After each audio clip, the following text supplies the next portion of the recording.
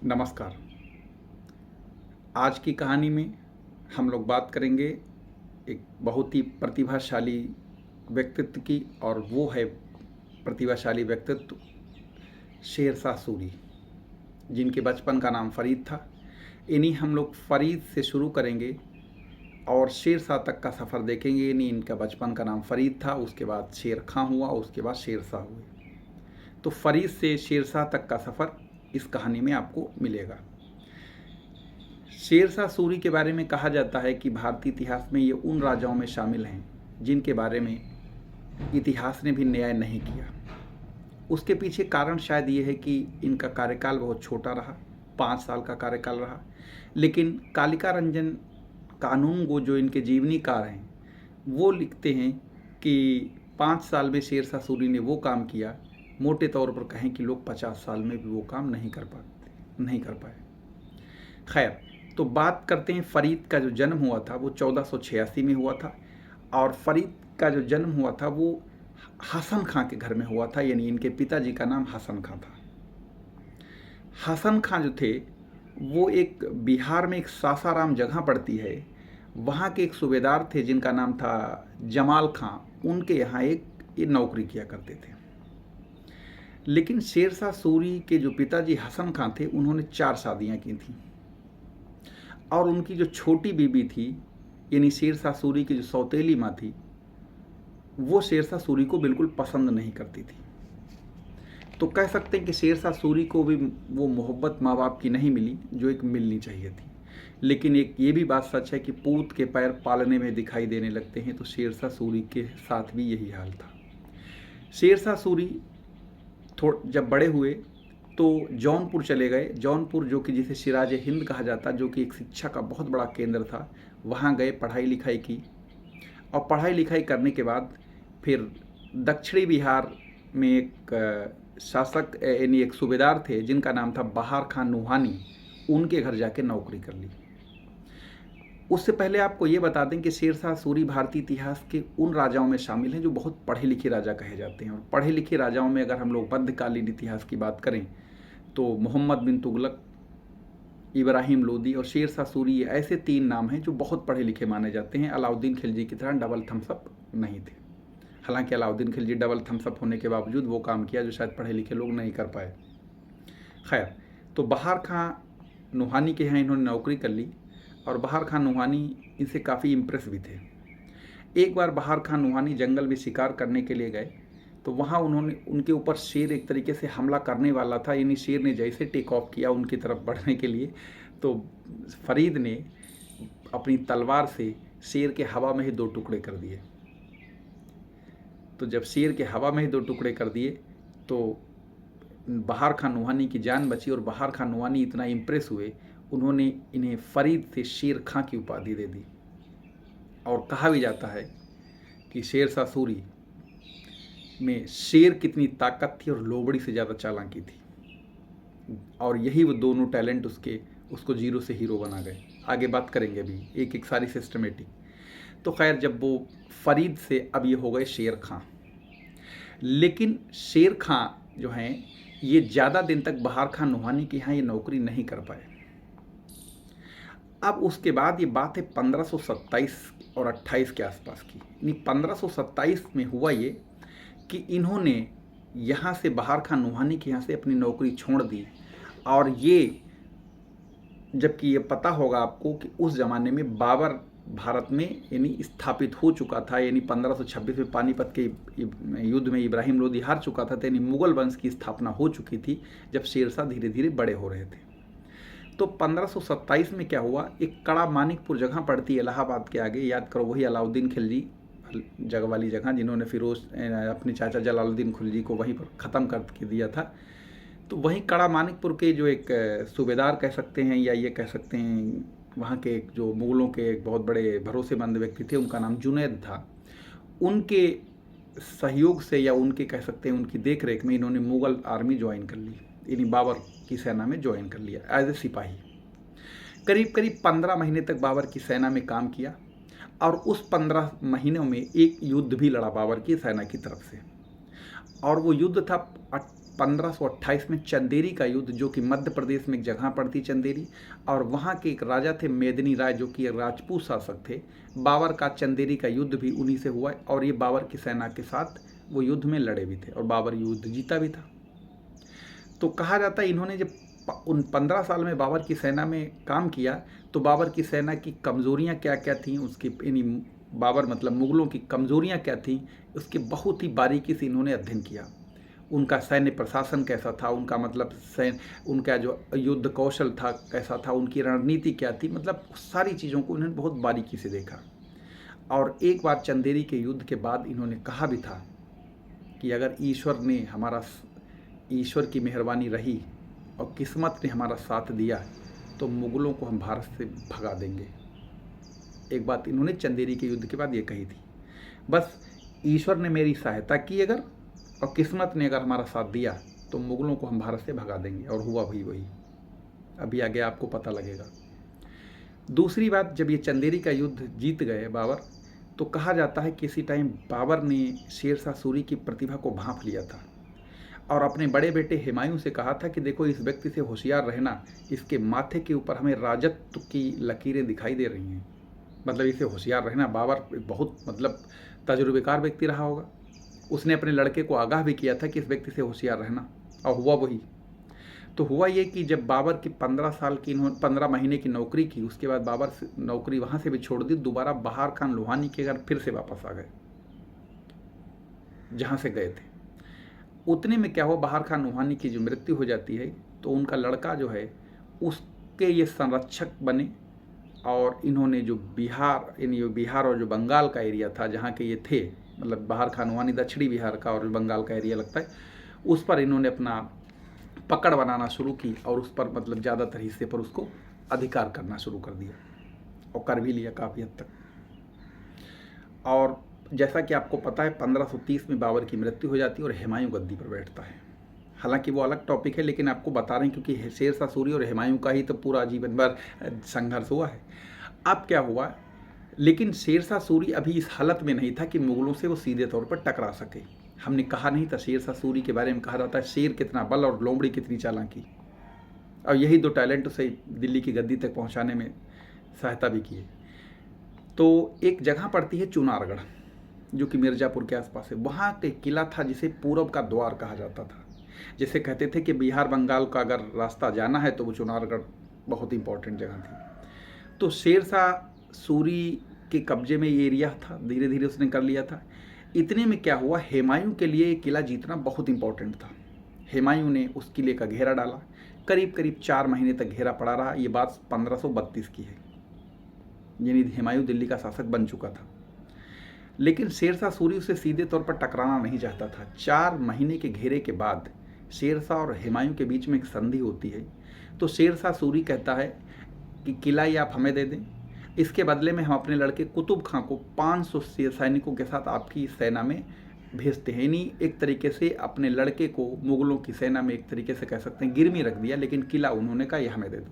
हुमायूं मान गया इस बात पर, किला दे दिया, और वो कुतुब खां 500 सैनिकों के साथ हुमायूं की आर्मी ज्वाइन कर लिया। ये बात हुई 1532 की। इतने में क्या हुआ, उसके बाद जब हुमायूं को लगा मामला ठीक है तो हुमायूं जो है, और हाँ, इतने में जब ये किला जीत लेता है तो धीरे धीरे जो है शेरशाह सूरी अपनी शक्ति बढ़ाता रहता है, और इसने जो है एक बंगाल और बिहार के मैक्सिमम हिस्से पर अपना कब्जा कर लिया। हुमायूं को ये बात बिल्कुल पसंद नहीं आई। हुमायूं बंगाल बिहार को हर हालत में जीतना चाहता था। हुमायूं ने 1537 में क्या किया, कूच किया बिहार की तरफ, उधर की तरफ, बंगाल की तरफ। नहीं, 1537 नहीं, 1539 कूच किया। शेरशाह सूरी क्या किया, तुरंत दक्षिण की ओर हट गया चालाकी में, ताकि हुमायूं को बिना किसी रेजिस्टेंस के बंगाल जाने का मौका मिल जाए। हुमायूं बिना किसी प्रतिरोध के बंगाल की तरफ बढ़ गए। लेकिन जैसे हुमायूं बंगाल की तरफ बढ़े, शेरशाह सूरी ने आगरा, यानी जो मुग़लों का हेडक्वार्टर था, वो आगरा से बंगाल तक की जो रसद थी, सप्लाई थी, उसको वो चाहता था कि ये जैसे उधर जाएंगे और इनकी हम सप्लाई चैन काट देंगे, बाद में हुमायूं को आराम से मार लेंगे। हुआ यही कि जब ये वहाँ चले बंगाल पहुँच गए, जब इन्हें हुमायूं को इस बात का एहसास हुआ तो हुमायूं ने तुरंत यानी कलकत्ता बंगाल से तुरंत जो है इलाहाबाद की आगरा की तरफ कूच किया। लेकिन कूच जैसे किया, ये बात है 26 जून 1539 की। वापस हुमायूं जब आ रहा था तो बिहार और यूपी के बॉर्डर पे, आज का अगर यूपी बिहार देखें, वहाँ एक नदी बहती करमनाशा, वहीं पर एक जगह पड़ती चौसा, जो आज के डेट में बिहार में है। शेर शाह सूरी ने हुमायूं के ऊपर 3 तरफ से हमला कर दिया। हुमायूं इस बात के लिए तैयार नहीं था। जब शेर शाह सूरी ने 3 तरफ से उस पर आक्रमण कर दिया, शेर शाह सूरी ने हुमायूं की फौज पर, जगह थी चौसा, नदी थी करमनाशा, नदी का किनारा था जहाँ गंगा और करमनाशा मिलती, वहाँ का एरिया था, आधुनिक बिहार का एरिया है वो। हुमायूं की सेना बुरी तरह से पराजित हुई, हुमायूं बहुत नुकसान हुआ उसमें, और हुमायूं किसी तरीके से अपनी जान बचाने के लिए घोड़ा सहित करमनाशा नदी में छलांग लगा देता है जान बचाने के लिए। तो एक भिस्ती था जिसका नाम निज़ाम था, उस भिस्ती ने हुमायूं को डूबने से बचा लिया था। तो कहा जाता है, हुमायूं ने कहा भी था कि अगर हम दिल्ली की सत्ता बनेगी, हम वापस आए तो तुम्हें ज़रूर दिल्ली का शासक बनाएंगे। और दिल्ली का शासक हुमायूं ने उसे बनाया भी था। कुछ लोग कहते हैं 1 दिन के लिए, 2 दिन के लिए, आधा दिन के लिए, जो भी बनाया हो, उस 1-2 दिन में ही उसने चमड़े का सिक्का भी जारी कर दिया था। वो खैर निज़ाम भिस्ती की कहानी थी जो अभी आपको बताई। अब क्या हुआ, शेर शाह सूरी किसी तरीके से गिरते पड़ते आगरा पहुँचते हैं अपने हेडक्वार्टर, और अपने भाइयों से भी मदद मांगते हैं, और जितने भी उनके सगे संबंधी होते हैं कि शेर शाह सूरी का मुकाबला करने के लिए, लेकिन कोई भी इस बात पर तैयार नहीं होता है। तो शेर शाह सूरी, हुमायूं ने एक सेना जोड़ी फिर से, और अगले ही साल 17 मई 1540 में बेलग्राम का युद्ध दिया, जिसे कन्नौज का युद्ध कहा जाता है। इसके इर्द गिर्द, यानी जो बेलग्राम आज के हरदोई में पड़ता है, हरदोई जिला पड़ता है, और ये कन्नौज हरदोई बॉर्डर भी लगता है, तो वहीं पर ये गंगा नदी का भी किनारा है वहीं पर। तो इन्होंने कन्नौज या बेलग्राम के युद्ध में शेर शाह से फिर से भिड़ंत हुई। लेकिन शेर शाह सूरी ने कहा जाता है कि बिना कोई सैनिक गवाए हुमायूं को बहुत ही आसानी से वहाँ पर भी परास्त कर दिया, और ऐसा परास्त किया कि फिर हुमायूं 15 साल भटकते रहे। इन्हीं शेर शाह सूरी ने वहाँ पर बेलग्राम के युद्ध में हुमायूं को बुरी तरह से हराया, और हुमायूं के हारने के बाद शेर शाह सूरी के एक बहुत बड़े भरोसेमंद सेनापति थे, राजपूत सेनापति थे, जिनका नाम ब्रह्मदत्त गौड़ था। तो उन्होंने क्या किया, हुमायूं के पीछे लगा दिया, यानी दौड़ा लिया हुमायूं को। लेकिन दौड़ाने के पीछे मकसद हुमायूं को पकड़ना और हुमायूं को लड़ाई करना, हुमायूं से युद्ध करना नहीं था। ब्रह्मदत्त गौड़ को यह निर्देश था कि हुमायूं से लड़ाई ना करें, पकड़े ना इसको, ऐसे दौड़ाओ ताकि जो भारत की सीमा से बाहर चला जाए, यानी इसको लगे कि हम अगर रुके तो हमको मारा जाएगा या पकड़ा जाएगा, लड़ाई होगी, ताकि इसके पीछे लगे रहो और ये भारत की सीमा से सरहद से बाहर कर दो। हुमायूं गिरते पिटते मेवात के रास्ते भारत से बाहर चले जाते हैं। भारत से बाहर चले जाते हैं तो वहाँ पर क्या हुआ था, जब हुमायूं भाग रहे थे, तो हुमायूं भाग के वहाँ पर पाकिस्तान में एक अमरकोट जगह पड़ती, वहाँ इन्होंने शरण ली। आज के डेट में वो पाकिस्तान में जगह है, शरण ली। तो यहाँ पर जो शरण ली, तो यहीं पर एक बात आपको बताएं जो आगे आगे आपके काम आएगी। जब ये हुमायूं भाग रहे थे, उस ज़माने में एक मारवाड़ के शासक थे जिनका नाम था मारवाड़ के शासक थे जो कि उनका नाम है मालदेव, राय मालदेव, राजपूत शासक थे। तो उन्होंने कहा जाता है हुमायूं की मदद के लिए ऑफर किया था, और यही बात शेर शाह को नागवार गुजरी, और आगे जाके 1544 में उनसे मालदेव से शेर शाह के भी दो हाथ होंगे, वो बताएंगे। खैर, तो शेर शाह सूरी वहाँ हुमायूं जब वहाँ पहुँच गए, तो उसी दौरान क्या हुआ, शेर शाह यानी हुमायूं ने जो है वो हमीदा बेगम से निकाह किया था, और हमीदा बेगम से निकाह किया, उसी हमीदा बेगम से मुग़ल सम्राट अकबर का जन्म होता है। खैर, वो बात की बातें हैं। तो ये हमीदा बेगम से निकाह किया, और 15 साल हुमायूं दर दर भटकते रहे, इधर ठोकरें खाई उधर ठोकरें खाई, हुमायूं 15 साल कहीं न कहीं दर दर भटकते रहे, यानी घूमते रहे, यानी घुमक्कड़ ज़िंदगी गुजरी 15 साल तक इनकी, 1540 से लेकर 1555 तक। अब क्या हुआ, शेर शाह सूरी ने जब इनको भगा दिया, ये चले गए वहाँ, कब, 1540 में चौसा का युद्ध हारने के बाद। अब शेरशाह सूरी को, जैसा कि अभी हमने आपको बताया था, शेरशाह सूरी ने जब हुमायूं को भारत से खदेड़ा था तो मालदेव जो कि आपके मारवाड़ के शासक थे, इन्होंने उनकी मदद का ऑफर किया, तो जबकि शेरशाह सूरी को ये बात बिल्कुल पसंद नहीं आई थी। तो शेरशाह सूरी ने क्या किया, वो अपनी यानी दिल्ली की सत्ता को दिल्ली के जो अपनी राजशाही थी उसको फैलाना चाहता था, लेकिन उसे ये पता था कि बिना राजपूतों को हराए ये भी इतना आसान काम है नहीं, और राजपूतों के रहते हम ये काम इतनी आसानी से कर नहीं पाएंगे। तो उसने क्या किया, एक जो मारवाड़ के शासक थे जिनका नाम अभी हमने बताया राय मालदेव था, वो एक राठौर शासक थे, जिसे राठौर होते ना, सिसोदिया हैं, भदौरिया हैं, चौहान हैं, तो वो जो है वो राठौर शासक थे, मारवाड़ के थे, जोधपुर के आसपास का जो एरिया है उसके। अब मारवाड़ जो मालदेव के जो दो सेनापति थे उनका नाम था जयता और कुंपा। बहुत ही बहादुर, बहुत ही मतलब कह सकते हैं सूरमा दो सेनापति थे। अब क्या हुआ, एक जगह पड़ती राजस्थान में, एक नाम है सुमेल और गिरी, इन्हीं दो गांव समझ लो छोटे छोटे।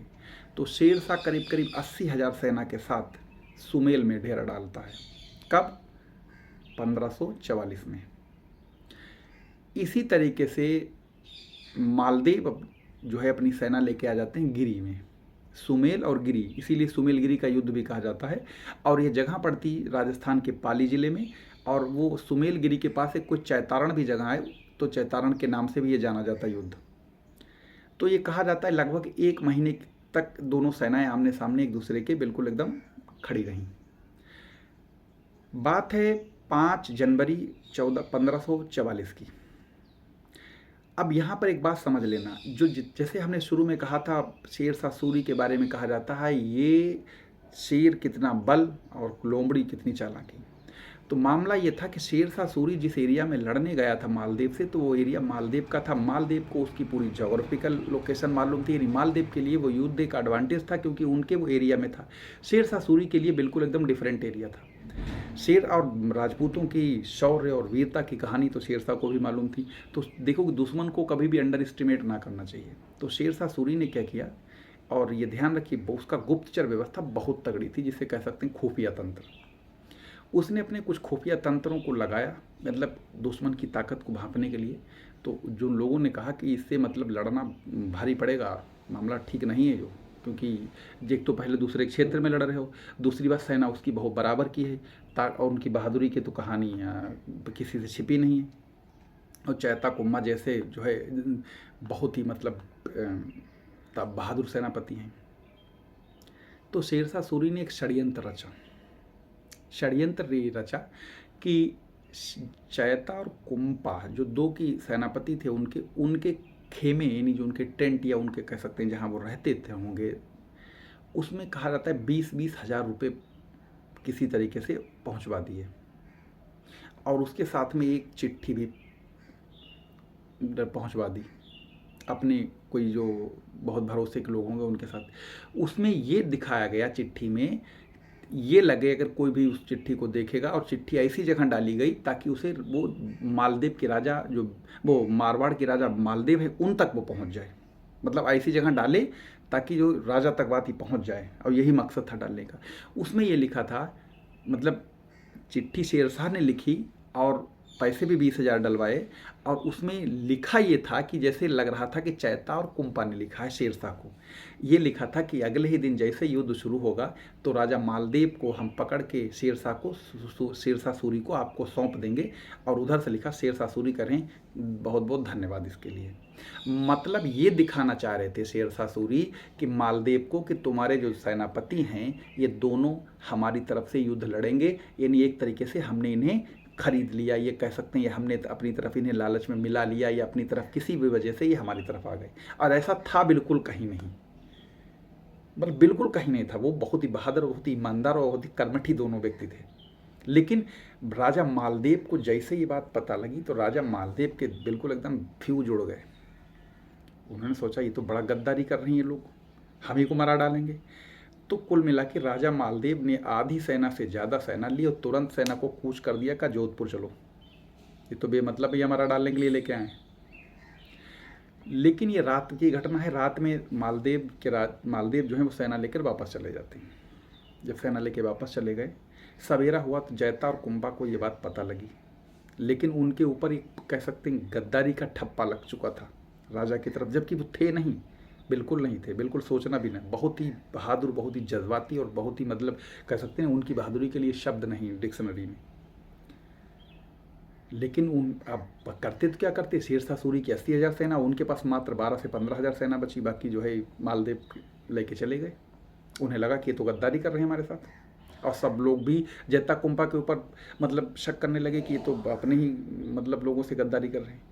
और यहाँ पर एक बात और बता दें, जो मालदीव के राजा थे वो एक बीकानेर के राजा कल्याणमल थे, उनसे इनकी दुश्मनी थी। जो कल्याणमल थे वो जो है शेरशाह सूरी की तरफ मिल गए।